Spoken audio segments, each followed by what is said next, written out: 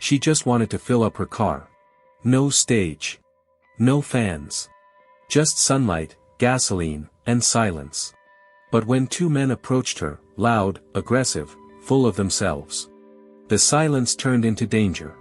It was Madonna. And in that moment, she was alone. Until a vehicle pulled up from the other side of the gas station. Arnold Schwarzenegger. No spotlight. No cameras. Just a man who didn't look away. Stay until the end, what happens next will shock you. It was a typical sun-drenched afternoon in West Hollywood. The kind of day where time seemed to move slower, where palm trees swayed lazily above the shimmer of hot asphalt. A gas station sat on a corner, unremarkable at a glance, but what happened there that day would ripple far beyond that little patch of concrete. Madonna refueled the car, sunglasses shielding her eyes, a scarf loosely wrapped around her neck, and a calm demeanor that only seasoned fame could cultivate. She was dressed modestly, hoping to slip by unnoticed. But fame, as she well knew, rarely played by the rules. She had just finished filling her tank when a lifted black pickup truck rolled into the station. He pulled in with a deep rumble, drawing curious looks from nearby. Inside were two men in their late 30s, both with thick arms, shaved heads, and smug faces. The kind who had never been told no, and didn't like the idea of starting now. The truck parked beside her. The taller man stepped out, his gaze quickly settling on her. "No way," he said, elbowing his buddy. "Is that who I think it is?" His friend squinted. "You serious? That's Madonna." The first guy grinned, wolfish. "Queen of pop, huh? Doesn't look so royal without a red carpet." They walked over, their approach more invasive than friendly. "Hey," the taller one called, his voice a mixture of mockery and bravado. "Didn't expect to see a superstar pumping gas with us mere mortals." Madonna offered a polite smile and turned to leave, keys already in hand. But the second man stepped in front of her. "Hold up, don't rush off," he said, grinning. "We were just about to start the concert. What was that one song? Like a Virgin?" They both laughed like it was the cleverest thing ever said. She kept her voice calm. "Please step aside." "Oh come on," said the taller man, circling her. "You don't have to be so cold. We just want to talk. Big fans." His words dripped sarcasm. "Looks like fame didn't come with a security detail today, huh?" Madonna clenched her jaw but said nothing. A small crowd at the gas station began to take notice, unsure whether to step in, or look away. Phones came out. None recorded. Not yet. That was when a dark Humvee rolled in. And a tall figure stepped out, one hand adjusting black sunglasses, the other lifting a nozzle. He was in his mid-70s, but you'd never know it by the way he moved, deliberate, steady, with a presence that seemed to thicken the air. Arnold Schwarzenegger. He was wearing a gray t-shirt stretched across a broad chest, cargo pants, and boots dusted from a recent hike. He hadn't planned on being a hero today. But sometimes, heroism doesn't ask for permission, it simply shows up. He glanced over casually at the scene unfolding near Madonna's car.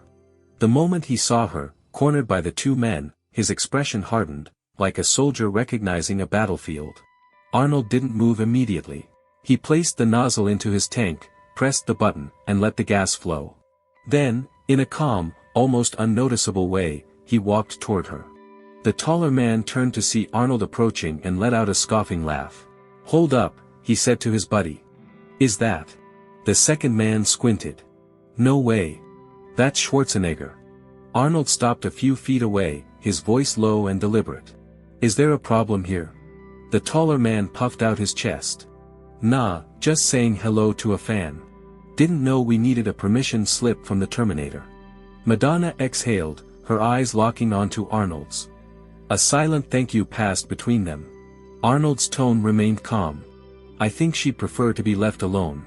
The second man stepped forward, arms crossed. "What, you her bodyguard now?" Arnold smiled. It wasn't friendly. "No. Just someone who respects people." The taller guy chuckled, but his eyes flickered with unease. "You gonna do something, Grandpa?" Arnold stepped forward slightly, shoulders squared. "Only if you keep acting without respect." For a beat, everything was still. Even the gas station seemed to pause. The hiss of gasoline flowing, the distant hum of traffic, all of it seemed to hush. You just call us disrespectful. I did, Arnold said flatly. Because that's what it is, two strong men picking on a woman who hasn't done a thing to you. What are you trying to prove? People nearby began paying real attention now. The clerk inside the gas station leaned over the counter to watch. One by one, heads turned. The men didn't reply. Arnold took another step forward, now standing between Madonna and the two. His voice didn't rise, it dropped, becoming quieter, more dangerous. You know who I am, sure. But right now, I'm just someone asking you to walk away and keep things respectful. The tension cracked like a branch under pressure. The taller man's fist twitched. His jaw clenched. And then, he laughed. Man, forget this. Not worth it. He nudged his friend, and they walked back to their truck. But the way they avoided looking at Arnold made it clear, they hadn't backed off because they were uninterested. They had backed off because they knew they had lost. Arnold waited until they pulled away, then turned back to Madonna. You okay? She nodded, visibly shaken but composed. I've had worse. But, thank you. He smiled gently. You shouldn't have to get used to worse. And with that, he turned back to his car to finish fueling up, like nothing had happened at all. But something had. Something important. The cameras hadn't caught the moment. No headlines would run the next day. But every person who saw what Arnold did would remember it. Because it wasn't about fame. It was about decency. About standing up. About doing good when nobody asked you to. As the black pickup truck disappeared into the distance, the tension at the gas station began to dissolve, like storm clouds parting after a long downpour. People who had been silently watching now murmured among themselves. A woman near pump number 6 pulled out her phone, but it was too late for a video. All she'd caught was the tail end of a confrontation that no one expected and few understood. Madonna leaned against her car, exhaling slowly. Her hands were steady, but only because years in the public eye had taught her how to control the shake. It wasn't the first time someone had tried to reduce her to a spectacle. But this time felt different. Because this time, someone had stood up. Arnold returned to his vehicle, replaced the nozzle, and popped the gas cap shut with the quiet precision of a man used to handling more explosive situations than gasoline. Madonna approached him slowly. I don't know if you realize what you just did, she said. Arnold looked up, his expression gentle but firm. I just reminded a couple of bullies that kindness isn't a weakness. She offered a small, genuine smile. I'm not used to being rescued. She paused. They knew who I was. That made it worse. They wanted to humiliate me. Not just as a woman, but because I've been strong too long for their comfort. Arnold didn't speak right away. He watched a bird land on a nearby lamppost, its wings ruffling in the afternoon breeze. They confuse strength with permission, he said finally. But you're strong because you've had to be. They don't understand that. Madonna leaned against the hood of her car, the tension slowly leaving her shoulders. And you? What made you step in? Arnold folded his arms across his chest. Because I saw someone surrounded for no reason other than being herself. And I've seen where silence leads. His voice was steady, but behind it was a history layered in action and pain. A child of post-war Austria. A self-made bodybuilder. A Hollywood star. A governor. A man who had rebuilt himself more times than most people could imagine. Just then, a beat-up sedan pulled into the gas station. An elderly man stepped out slowly, cane in one hand, wallet in the other. As he shuffled toward the pump, he fumbled with his card. It slipped and fell to the concrete. Without hesitation, Arnold walked over and knelt to pick it up. Let me help you, he said gently. The man looked up, startled. Oh, thank you, wait, are you? Arnold just smiled and handed him the card. Just someone who believes in good days. Madonna watched the interaction, a new expression blooming on her face, curiosity mixed with admiration. Not the kind reserved for celebrities or saviors. But for something rarer, character. When Arnold returned to his car, Madonna was still there, arms crossed now, studying him like someone trying to see beneath a mask that wasn't there. Most people with your kind of presence would have made it about themselves, she said. Arnold shrugged. I'm not most people. She laughed, but there was something wistful in it. You know what's funny? I used to think armor had to be loud. Sequins, lights, lyrics that made headlines. But lately, I've wondered if maybe it's silence that speaks louder. Arnold nodded slowly. You've worn your armor well. But even warriors get tired. She didn't respond to that. Instead, she walked to her car and reached into the front seat. When she turned back, she held a small notebook, the edges worn, a pen clipped to its spiral. Every now and then, she said, I jot down names of people who remind me what real strength looks like. Would you mind? Arnold chuckled. I'd be honored. She scribbled something down, then paused. You don't strike me as someone who needs recognition. I don't, he replied, but if it helps remind others to stand up when it matters, then write as much as you like. The quiet moment between them felt rare, two titans of very different worlds meeting at ground level. No entourage. No flashing lights. Just grit and grace in a gas station lot. Just as Madonna was about to get into her car, another vehicle pulled up. Not the same pickup truck, but similar. A younger guy, leaner but with the same cocky energy, stepped out with his phone out, already filming. He wasn't there for gas.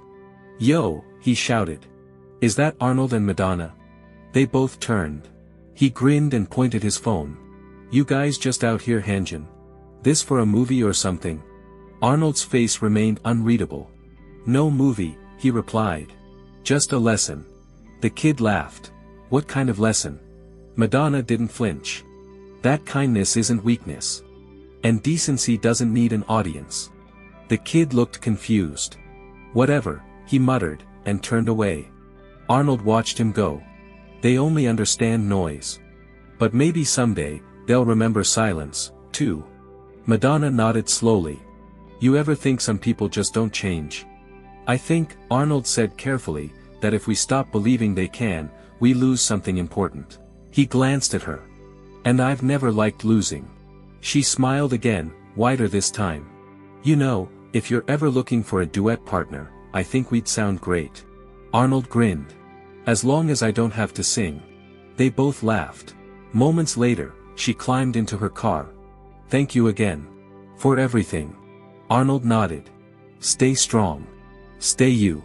With a wave, Madonna pulled away from the station and into traffic, the afternoon sun glinting off her windshield as she disappeared into the city she'd helped shape with her voice, her rebellion, and her resilience. Arnold stood alone for a moment longer. The gas station had returned to its usual rhythm. Engines humming. Doors closing. Birds chirping. But something lingered in the air, something quiet, powerful. Something good. 3 days had passed since the confrontation at the gas station. For most people, it would have faded into memory, just another strange moment in Los Angeles. But for Arnold, it hadn't. He kept thinking about the look in Madonna's eyes, not just the gratitude, but something deeper. The fatigue. The armor she wore behind her smile. And the way those two men had cornered her, not just physically, but emotionally. The kind of cruelty that feeds off intimidation. So, he decided to check in. He wasn't expecting anything big, just a call, a quick hello, a reminder that someone still cared without asking for anything in return. But when he reached out through a mutual friend, he got something he didn't expect: concern. She's not doing great, the friend had said. She canceled 2 rehearsals and hasn't been returning messages. Said she's feeling off. Whatever happened at that gas station, it shook her. Arnold hung up the phone with a thoughtful frown. He'd been in enough battles to know that wounds aren't always visible. And sometimes, silence is a scream. So, that afternoon, he made a quiet stop at a local bakery. Picked up 2 coffees and a small box of almond croissants, Madonna's favorite, according to the friend. Then he drove to her estate in the Hollywood Hills. The gate guard recognized him instantly and buzzed him through without a question. Fame still had its perks, but Arnold was focused on something else. He walked the stone path slowly, past trimmed hedges and marble statues, until he reached the front door. Before he could knock, it opened. There stood Madonna, barefoot, wearing a loose sweater, her eyes shadowed by something heavier than makeup could conceal. "I wasn't expecting you," she said softly. Arnold held up the box. "I brought reinforcements." She smiled, weak but real. "Croissants. You remembered. He followed her inside, the house warm and filled with muted light. It smelled faintly of eucalyptus and something more human, solitude. They sat in the sunroom, where Madonna curled up on a white couch, knees pulled close. She held the coffee like it was a lifeline. Arnold watched her carefully. You okay? She hesitated, then answered in a voice just above a whisper. I don't know. I keep replaying it, she continued. The way they laughed. The way they looked at me. I'm not fragile. I've faced down paparazzi, lawsuits, politicians, even the church. But something about that day, it was different. Arnold nodded. Because they didn't want anything from you. They just wanted to break you. Yes, she whispered. There was a long pause. I thought maybe I was done, she added. Not just with performing, but all of it. I've always worn my strength like armor, but lately, it feels like paper.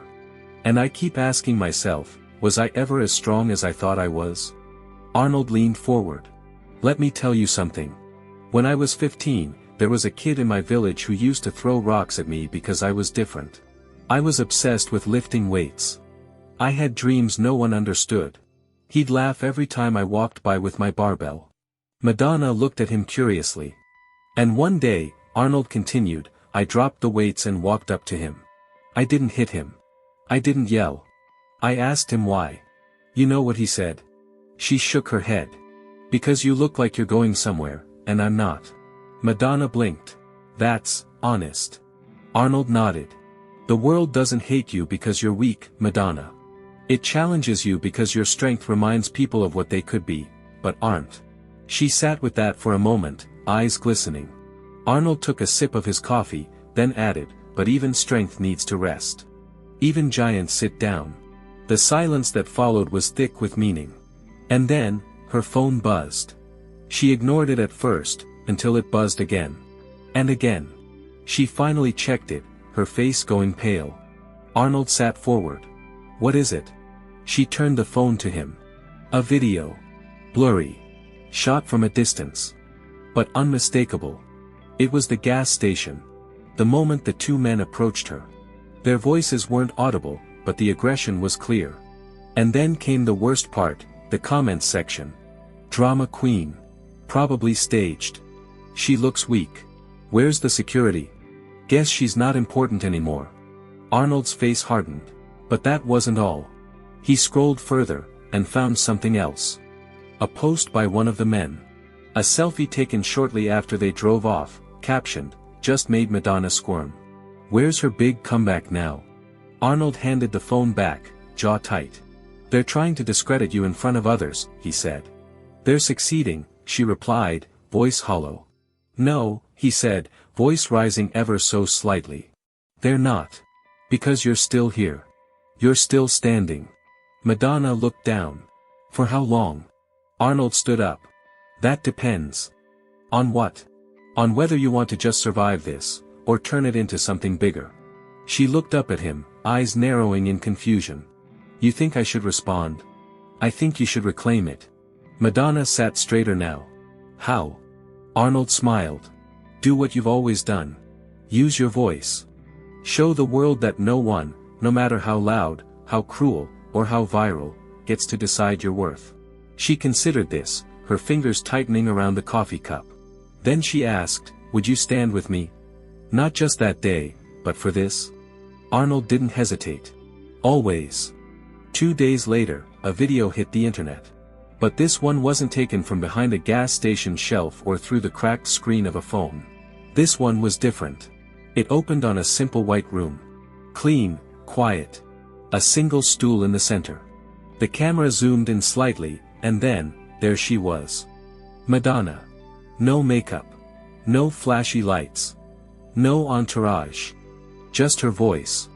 You may have seen a video recently. I didn't post it. But I lived it. She paused. The silence held. 2 men approached me at a gas station. They didn't want an autograph. Or a photo. Or even a conversation. They wanted power. Control. They wanted to remind me, loudly, that women, no matter how iconic, are still expected to shrink. She leaned forward. But here's what they didn't count on. They weren't alone. The camera shifted, and there he was. Arnold. Standing beside her, arms folded, his presence calm but unshakable.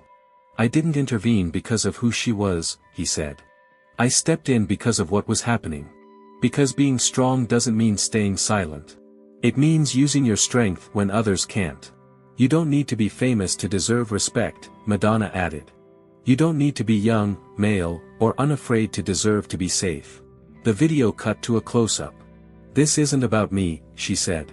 "It's about the thousands of people, women, men, anyone, who get cornered in parking lots, shouted at in the street, laughed at for being different. You are not alone. And you should never be." Then came the kicker. "We're not just standing up," Arnold said. "We're standing together." The video exploded. Not in a gimmicky, attention-grabbing way. But in the kind of way that makes people stop scrolling. That pulls something in their chest. Within 24 hours, it had been shared by actors, athletes, teachers, nurses, students, even soldiers stationed overseas. And something unexpected happened. One of the two men from the gas station, Derek, the taller one, posted a shaky apology. "I was wrong. I thought it was funny. It wasn't. I'm sorry." But his words didn't feel rehearsed. His face looked tired, ashamed. Then came a twist no one expected. Derek reached out to Madonna's team. He didn't want press. He didn't ask for forgiveness. He asked for a conversation. Against her team's advice. Madonna said yes. They met in a private space, no cameras. No handlers. Just the three of them, Madonna, Arnold, and Derek. He entered with shoulders slumped, wearing a baseball cap and old sneakers. He looked nothing like the arrogant man from the video. He sat down, eyes downcast. "I've got 2 daughters," he said. 10 and 12. "I don't know what I was doing. I guess. I just got caught up in it. I wanted to feel big for a minute." Arnold's voice broke the silence. "You thought making someone else small would do that?" Derek nodded slowly. "It was a mistake. The kind that teaches you something, if you're lucky enough not to be destroyed by it." Madonna looked at him, eyes steady. "You didn't destroy me. But you did remind me why I speak out." Derek swallowed hard. "Thank you for not pressing charges." Arnold leaned forward. "We're not here to punish. We're here to challenge you to be better." There was a pause. And then Derek did something unexpected. He reached into his coat pocket and pulled out a note, folded carefully. "My daughter wrote this after she saw the video." He slid it across the table. Madonna opened it. It read, "Dear Madonna, my daddy was wrong. You are strong and pretty. I'm sorry he was mean. I want to be brave like you." Madonna held the paper tightly, emotion rising in her chest. She looked at Derek. "Tell her she already is." Weeks passed. The gas station incident faded from the news cycle, but not from memory. Not for the people it touched. Arnold returned to the station once, a quiet visit, no cameras. He tipped the clerk, smiled at a teenager nervously glancing his way, and filled up his tank without a word. But something had changed. The space no longer carried the echo of cruelty. It felt reclaimed. Meanwhile, Madonna launched a foundation under the name Armor of Grace, supporting victims of public harassment and funding educational outreach in schools across the country. At the press launch, Arnold stood beside her again. When asked why he continued to stand with her, he answered simply. Because real strength doesn't stand alone. And so, what began as a cruel interruption at a gas station ended with something stronger than any insult or shove. It ended with a movement. With a moment reclaimed. With the truth that kindness, when paired with courage, is unstoppable. And sometimes, all it takes is one good person to remind the world. You don't have to be loud to be powerful. You just have to show up.